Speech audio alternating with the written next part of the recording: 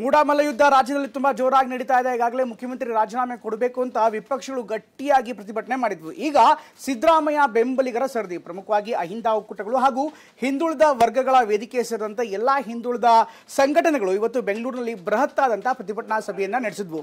ಪ್ರಮುಖವಾಗಿ ಸಿದ್ದರಾಮಯ್ಯ ಪರವಾಗಿ ಪ್ರತಿಭಟನೆ ಮಾಡ್ತಾ ರಾಜ್ಯಪಾಲರನ್ನ ಕರ್ನಾಟಕದಿಂದ ಓಡಿಸಬೇಕು ಅನ್ನುವಂಥ ಗಂಭೀರ ಆರೋಪವನ್ನ ಎಲ್ಲ ಸಂಘಟನೆಗಳು ಮಾಡಿವೆ.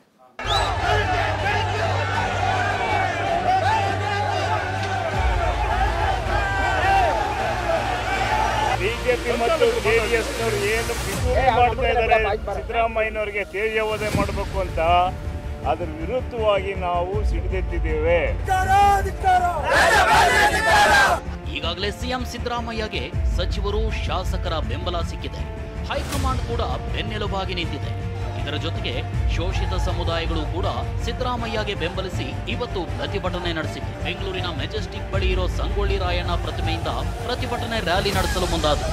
ಈ ವೇಳೆ ಪ್ರತಿಭಟನಾಕಾರರನ್ನ ಬಸ್ನಲ್ಲಿ ತುಂಬಿದ ಪೊಲೀಸರು ಫ್ರೀಡಂ ಪಾರ್ಕ್ಗೆ ಶಿಫ್ಟ್ ಮಾಡಿದರು.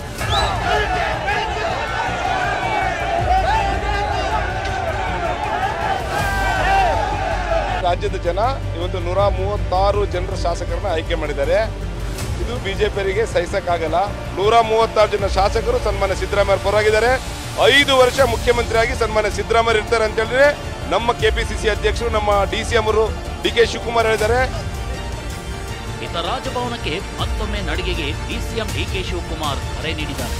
ಆಗಸ್ಟ್ 31ರಂದು ಶಾಸಕರು, ಎಂಎಲ್ಸಿ, ಸಂಸದರು ವಿಧಾನಸೌಧದ ಗಾಂಧಿ ಪ್ರತಿಮೆಯಿಂದ ರಾಜಭವನಕ್ಕೆ ನಡಿಗೆ ಚಲೋ ನಡೆಸ್ತೀವಿ. ಪೆಂಡಿಂಗ್ ಪ್ರಾಸಿಕ್ಯೂಷನ್ ಜಾರಿಗೆ ತರಬೇಕು ಅಂತ ಮನವಿ ಮಾಡ್ತೀವಿ.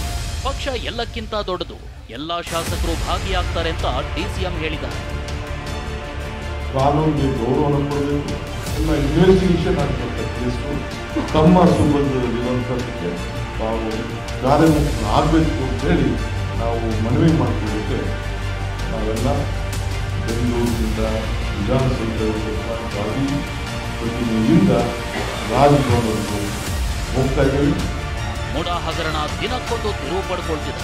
ಸಿಎಂ ತಮ್ಮ ಬಲ ಹೆಚ್ಚಿಸಿಕೊಂಡು ಹೋರಾಟಕ್ಕಿಳಿದಿದ್ದಾರೆ. ನಾಡಿದ್ದು ಹೈಕೋರ್ಟ್ನಲ್ಲಿ ವಿಚಾರಣೆಗೆ ಬರಲಿದ್ದು ಎಲ್ಲರ ಚಿತ್ತ ಹೈಕೋರ್ಟ್ನತ್ತ ನೆಟ್ಟಿದೆ. Bureau report, ಟಿವಿ9.